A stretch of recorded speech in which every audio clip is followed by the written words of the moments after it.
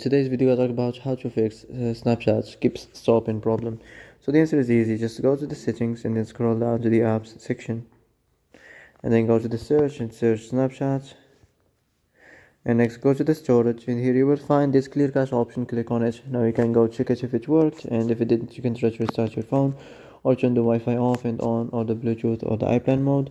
Also you can try to clear data, but be careful. If you clear data, all the Snapchat's data will be deleted. This includes all files, the settings, the accounts, the databases, etc.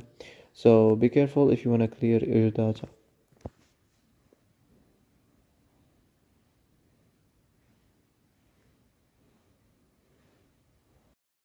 So that's it for today's video. I hope this is the answer you've been looking for.